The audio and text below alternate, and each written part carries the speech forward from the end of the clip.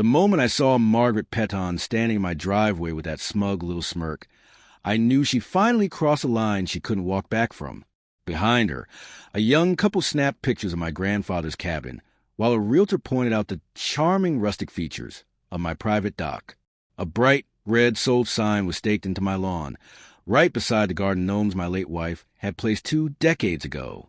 "Tom," Margaret said, her voice dripping with false sweetness, "so glad you could join us for the final walkthrough.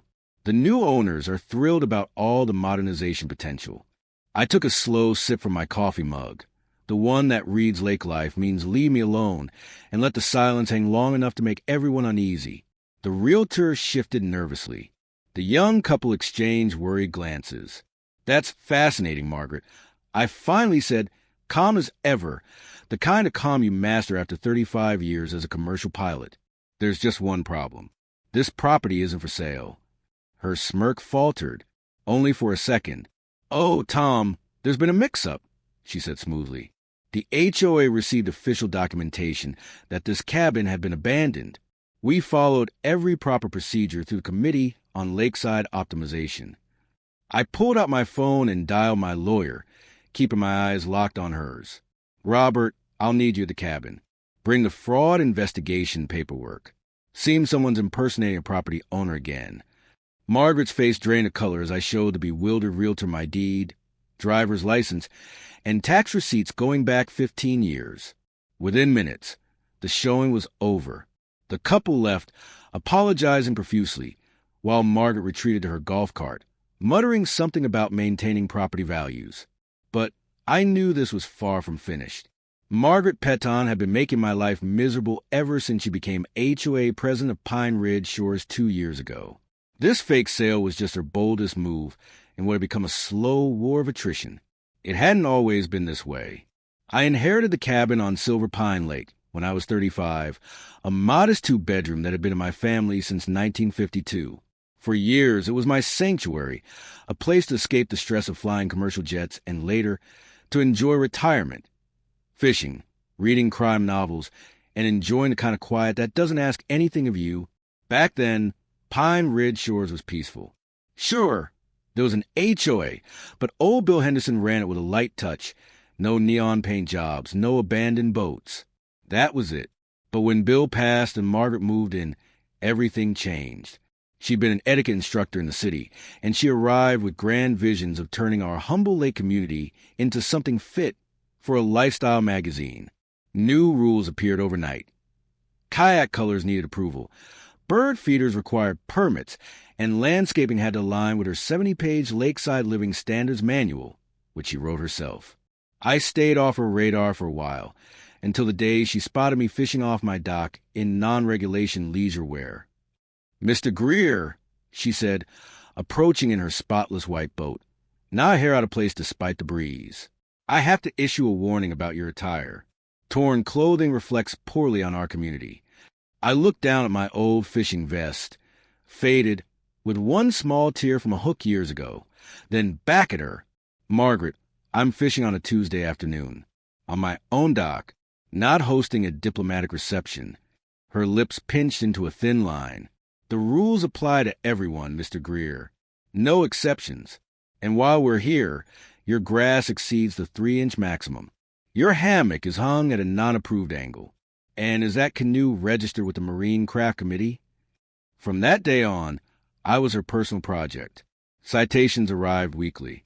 I was written up for unregistered pine cones that had fallen from my trees, for the sun reflecting off my lake during board meetings at her house, even for maintaining an antisocial distance when I skipped her mandatory potlucks. I ignored most of it, paying only the fines my lawyer confirmed had any legal standing, which infuriated her more than outright defiance. Soon, passive-aggressive notes appeared on my door. Inspections were scheduled during the exact hours I tried to relax. Neighbors were encouraged to report me. The drone was when it got truly creepy. One afternoon, I heard buzzing in my living room. A drone with a camera hovered outside my window, filming inside. I knocked it down with a broom and found her nephew, Bradley, sheepishly retrieving it from my bushes. She said she needed documentation of interior violations, he admitted. Something about non-approved window treatments and furniture placement guidelines. I filed a police report. Margaret denied everything, claiming Bradley had been conducting an aerial tree survey. Then came the letter from the Committee on Lakeside Optimization, a committee Margaret had invented.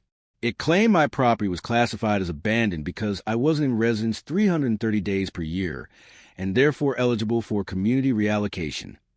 The letter looked frighteningly official, complete with signatures and a seal. I nearly believed it myself. When I showed it to Robert, he laughed so hard he nearly spilled his coffee. "Tom, this is fraud. Plain and simple." Robert, my lawyer, didn't mince words when I showed him Margaret's latest stunt. "She's forged documents, impersonated a government entity, and tried to steal your property," he said flatly. "We could have her arrested right now." I decided to wait. I wanted to see just how far Margaret would push this charade. I didn't have to wait long. 2 weeks later, while I was in the city for medical appointments, my phone lit up with a tip. Margaret had listed my cabin on 3 real estate sites. Interior photos included, probably from that drone incident. The listing described my place as a distressed property available for immediate renovation. Margaret even named herself as the authorized community representative handling the sale. She scheduled showings, telling buyers I'd abandon the property and that all proceeds would fund community improvement projects, which brought us to that showdown in my driveway. After shutting down her fake sale, I spent the next hour on the phone with Robert, the duped real estate agent, and Detective Morrison from the sheriff's office. "Mr. Greer," the detective said after reviewing the evidence, "this is one of the boldest property fraud attempts I've ever seen. She invented a committee, forged legal documents, and tried to sell a home she doesn't own. We'll be filing charges." Within 3 days, Margaret was served with a cease and desist order, a restraining order keeping her 500 feet from my property, and notice of a criminal investigation for fraud, impersonation, and attempted grand theft. The real estate websites removed her listings and sent apologies. That's when my neighbor Janet Powell leaned over the fence with some gossip. "She's bleeding money," Janet whispered, clearly enjoying the irony. "Apparently, you're not the only one she's harassed. Other residents are suing her too. Harold at the coffee shop says she might have to sell her house just to pay her lawyers." That's when the idea struck me. Margaret's home sat at the only road entrance to our section of the lake. Everyone on our side had to pass her property. Strategically, it was prime real estate. I made some calls, liquidated a few investments, and set up an LLC, Serenity Shores Holdings. When Margaret's attorney quietly listed her house to cover legal fees, I was ready. The sale closed in 3 days, cash, no contingencies. She didn't know who had bought it until she came to pick up her mail and found me standing on what used to be her porch. "Hello, Margaret," I said pleasantly. "Just wanted you to know I'll be making some changes to the property, starting with the access road." Her face turned red, then purple. "You can't do this. I need that road to reach my aunt's cabin. There are easement laws." "Funny you should mention property law," I replied with practiced calm. Turns out the easement expired 5 years ago. Bill Henderson never renewed it because everyone got along so well back then. But now, well, I think it's time to formalize things. I handed her the document Robert had drawn up. "I'm willing to grant you a new easement. $5,000 a month, payable in advance. And it comes with a behavioral clause. Any harassment, false citations, drones, anything, and the easement is revoked immediately." Her carefully styled hair actually quivered. "5,000? That's extortion." "No, Margaret," I corrected gently. "Extortion is forging documents and trying to steal someone's house.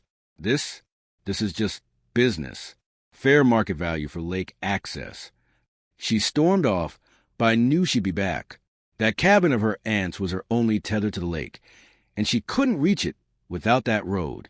In the meantime, I got to work. First came no trespassing signs every 6 feet along the boundary, then a gravel berm across her old driveway, topped with wildflowers, bees, and butterflies, which I knew Margaret despised. Next, a 10-foot privacy fence. Perfectly legal, 1 inch inside my property line and utterly impassable. I capped it off with a coded gate at the road entrance.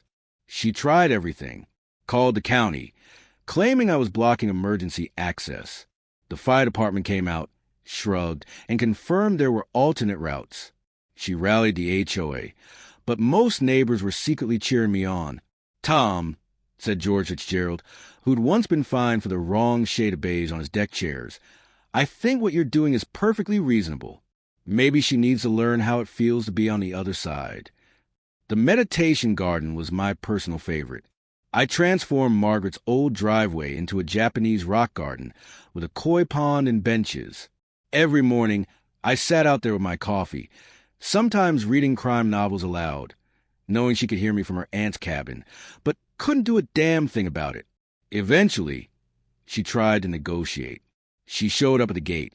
Her face contorted into what she must have thought was a conciliatory expression, but looked more like she'd bitten into a lemon. "Tom," she said through the intercom, "this has gone far enough. I'm willing to apologize for the misunderstanding about your cabin if you'll just be reasonable about the road access." "Misunderstanding," I repeated, laughing. "Margaret, you forged documents, flew a drone into my window, and tried to sell my house. That's not a misunderstanding. That's a crime spree." "I was only trying to improve the community," she insisted. "Your property was dragging down values with your casual attitude toward maintenance and standards." "My grass was 4 inches tall, Margaret. 4. You tried to make me homeless because it was 1 inch over your arbitrary limit." She switched tactics. "What do you want? An apology? Fine. I apologize. Now can we please discuss the road access like civilized people?" I pretended to think it over. "Well, there is one option besides a $5,000 monthly fee. You could write me a daily letter of apology, handwritten, at least 500 words, delivered in my mailbox by 8 a.m. every morning. Do that for a year, and I'll consider reducing the fee to $2,500. The intercom went dead for so long, I thought she'd left. Then her voice came back, shaking with rage. "I'll see you in court, Mr. Greer." "Looking forward to it." I replied cheerfully. "Robert's been bored lately. He'll be thrilled to have something to do." The court battle was everything I'd hoped for. Margaret arrived with a lawyer who looked like he'd rather be anywhere else. She tried to argue that historical use gave her automatic road rights. Robert countered with evidence stacked so high the judge's eyes widened. Forged Lakeside Optimization Committee documents. Drone footage Bradley had admitted to taking, screenshots of fraudulent listings, and testimony from dozens of residents Margaret had harassed. "Your Honor," Robert said in his steady courtroom voice, "the plaintiff has engaged in a systematic campaign of fraud, harassment, and attempted theft. She forged documents, impersonated government authority, and tried to deprive my client property worth over $600,000. And now she seeks relief because her scheme backfired." The judge was unmoved by Margaret's excuses. "Mrs. Peton," he said, peering at her over his glasses, "not only do I find no merit in your claim, I'm troubled by the evidence of criminal behavior presented here. You're lucky the district attorney hasn't filed charges yet." He turned to me. "Mr. Greer, you must allow emergency access under state law. But beyond that, you're within your rights to charge a fee or deny regular access altogether." Then came the best part. "Furthermore, Mrs. Peton, I'm ordering you to pay Mr. Greer's legal fees, $78,000. I'm also referring you to the State Real Estate Commission for your fraudulent listings and recommending your removal from the Pine Ridge Shores HOA board." Margaret let out a sound like a stepped-on cat. $78,000? That's impossible. I don't have that kind of money. "Then I suggest you make arrangements with Mr. Greer." The judge replied coolly. "Perhaps he'll accept a payment plan. But given your history, I wouldn't blame him if he didn't. And one more thing. You will attend a weekend seminar on boundaries, emotional and physical, at your own expense. Proof of completion within 90 days, or you'll face contempt charges." Her face turned purple. She actually stomped her foot. "This is persecution. I was trying to improve the community. That man is a menace to property values." The gavel slammed down. "Enough, Mrs. Peton. Court is adjourned." Outside the courthouse, Margaret tried one last plea. Tom, please. Between the $78,000 and my other legal bills, I'll be bankrupt. Can't we work something out? I studied her, the woman who had turned my retirement into a war over grass height and hammock angles. Then I smiled. Tell you what, $50,000 in cash, plus daily apology letters for 6 months instead of 12. Take it or leave it. She took it, of course. She had no choice. The letters became a highlight of my mornings. Each one grudging. Each exactly 500 words, and technically apologetic.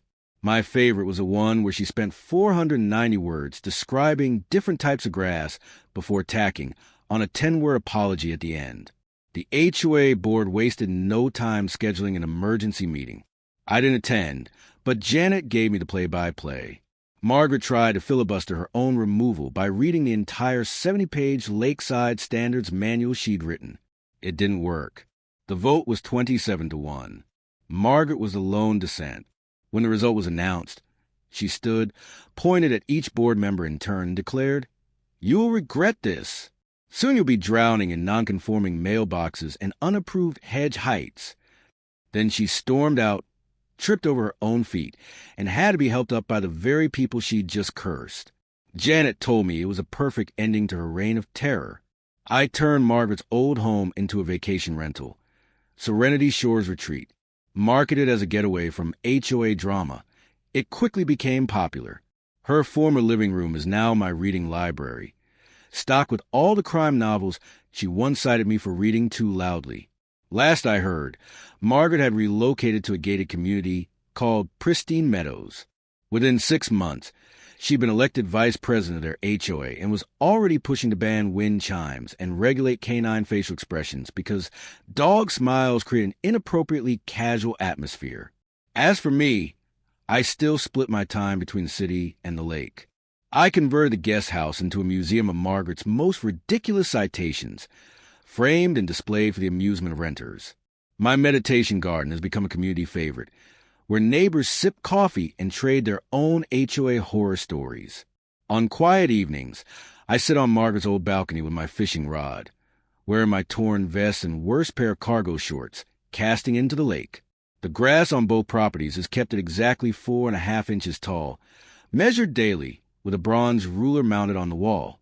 Life is good when you know how to handle a Karen who's gone too far. The secret is patience, documentation, and remembering that the sweetest revenge isn't just living well. It's buying her house and turning it into everything she ever hated. The last time I saw Margaret was at the grocery store. She spotted me, turned too quickly, and walked straight into a display of canned peaches. As staff rushed to help her, I heard her muttering about inappropriate produce stacking heights while she fled the scene.